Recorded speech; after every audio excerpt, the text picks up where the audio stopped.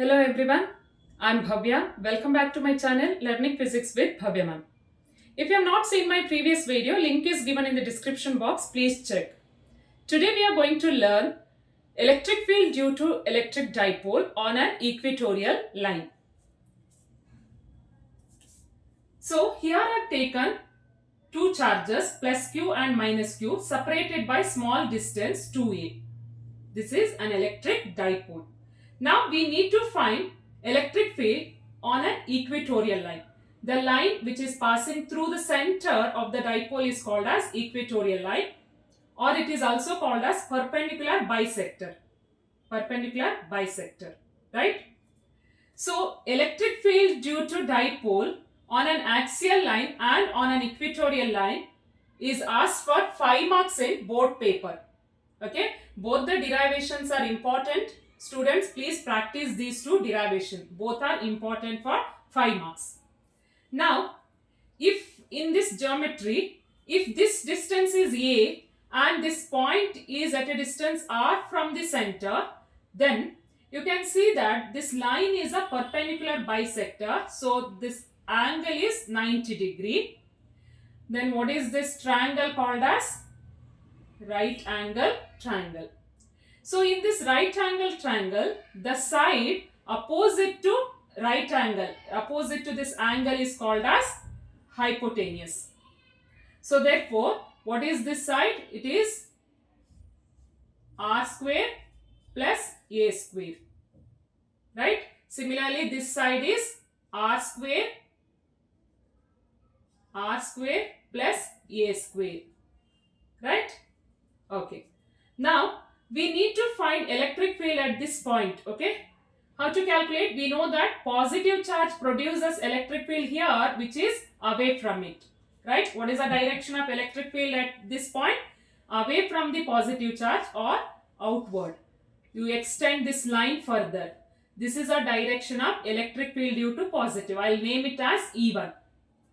Electric field due to negative is always acting towards that charge.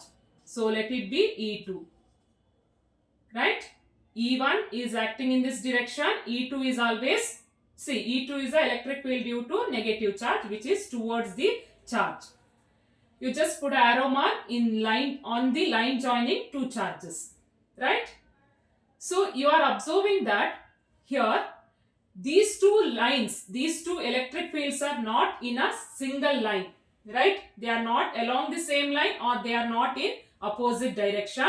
So they make certain angle, right?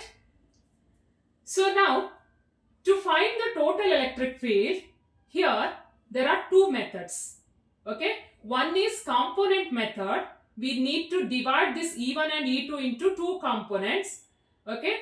And we can calculate, identify the direction of electric field and find the magnitude of electric field using component method, okay? We need to divide this into two parts, right? Another method is by constructing parallelogram, okay?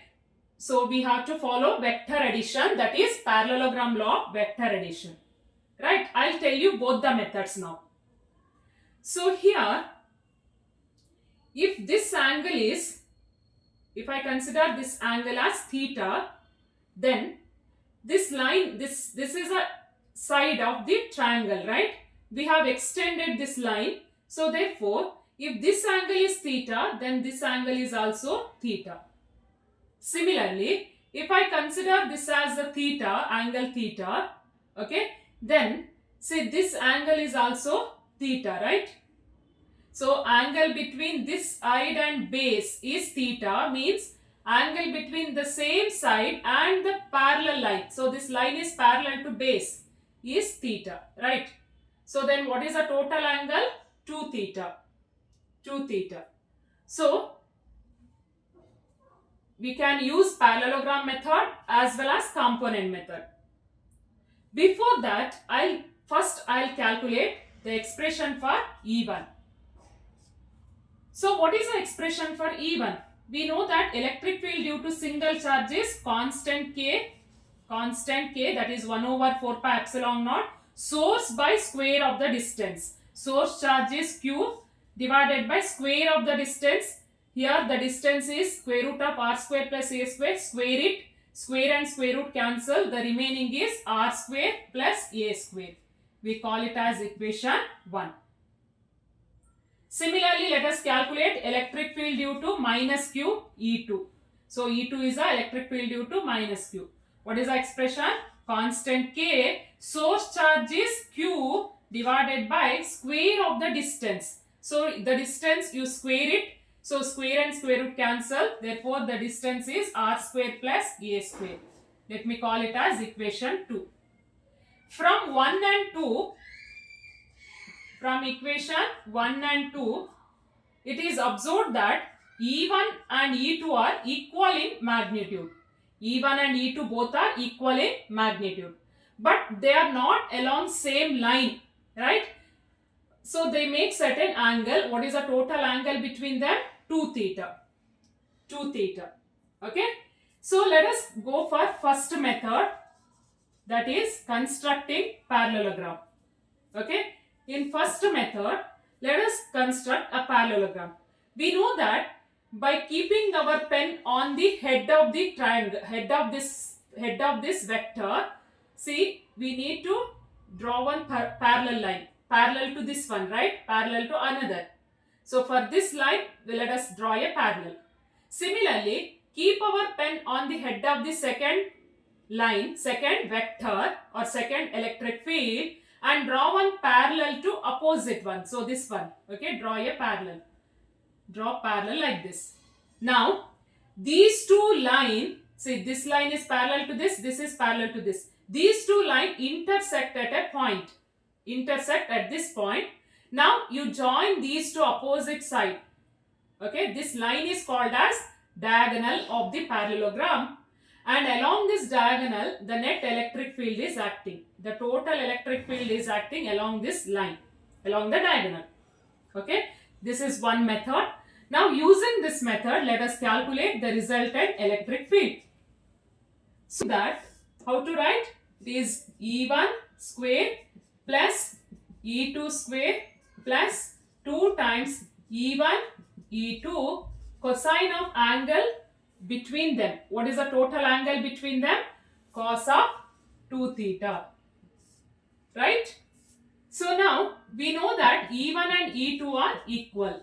So therefore net electric field is E1 is repeating 2 times, right? So let me call E2 as E1. So E1, E1. So here 2 times E1 square plus, once again, in a place of E2 you write E1. So E1 square cos of 2 theta. So therefore, here 2 times E1 square is constant, common in both the term. So 1 plus cosine of 2 theta. So but we know that 1 plus cos 2 theta is 2 times cos square of the angle 2 theta divided by 2. So this trigonometric relation you have to use. So using this, we will come to know that E net is equal to 2 times E1 square. In a place of 1 plus cos 2 theta, you write this. So here 2 cancel, 2 times cos square theta. So now let us take the square root. Say 2 into 2, 4. 4 square root is 2.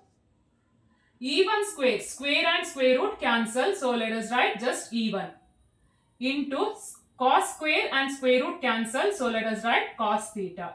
So we come to know that net electric field is 2 times E1 cos theta. This is one method. Is it clear, student? Now let us go with the second method. So what is this second method?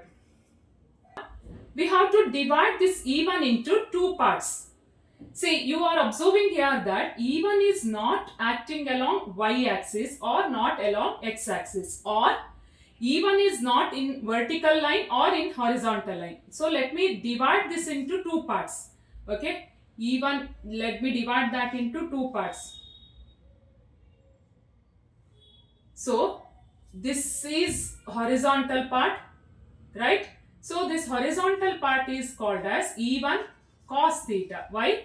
Because theta is the angle between E1 with the horizontal line.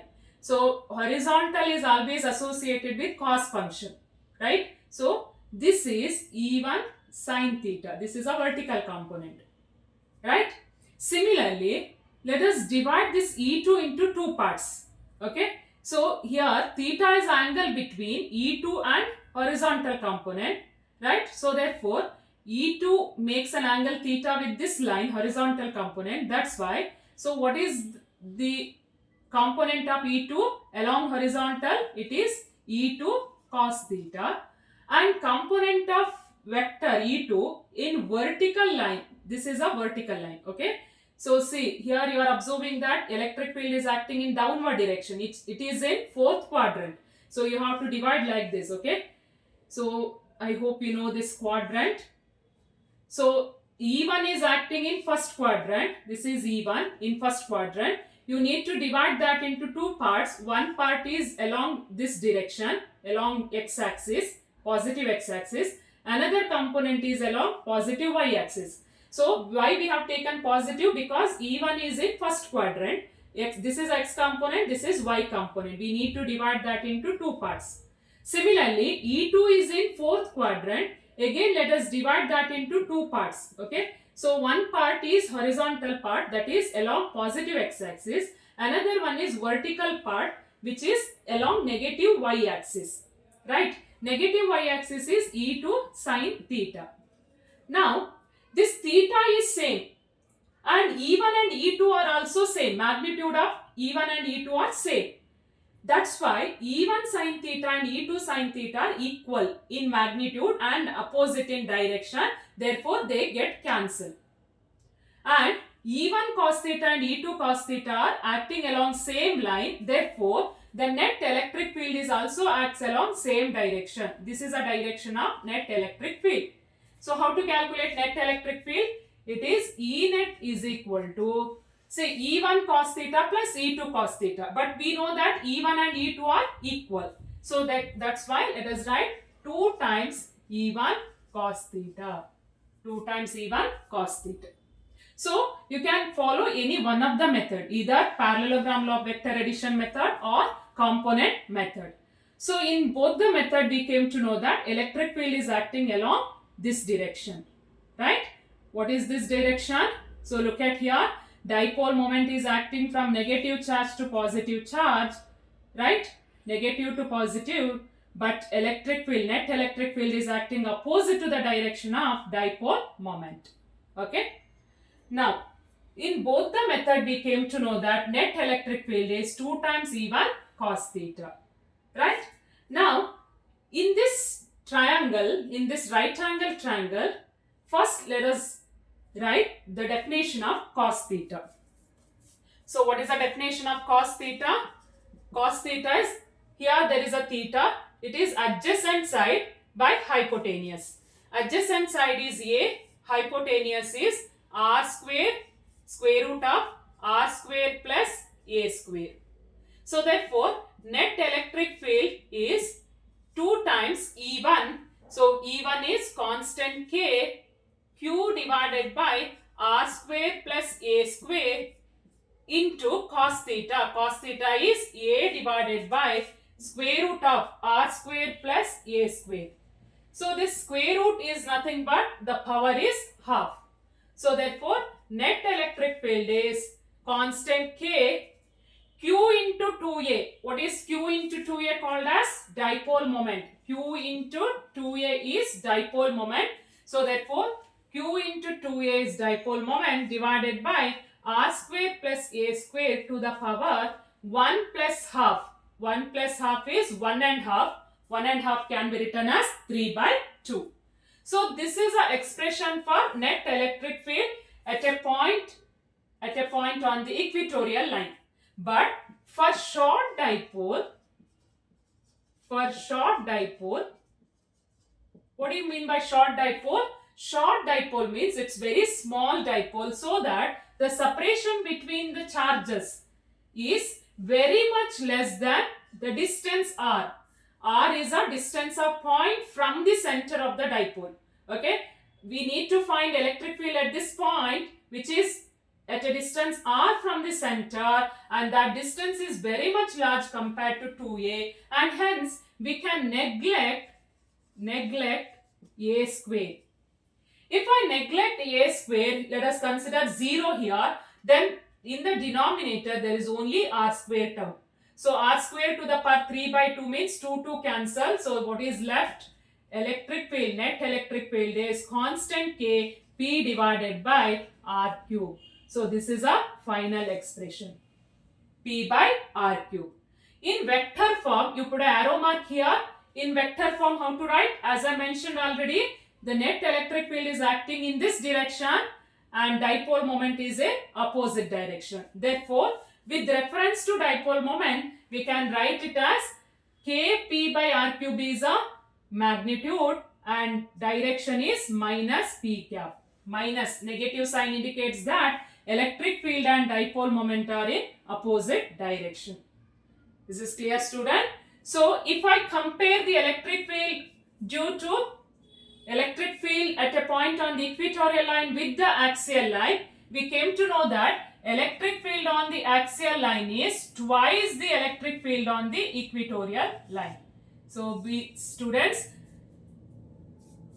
please observe this point. Electric field on the axial line is twice the electric field on the equatorial line, and the direction of electric field on the axial line is along the direction of dipole moment, whereas electric field on the equatorial line is opposite to the direction of dipole moment. And once again here also electric field is inversely proportional to cube of the distance, right? So these are the points. Any confusion in the derivation, please comment below. So if you like my videos, please like, share and subscribe my channel. Thanks for watching.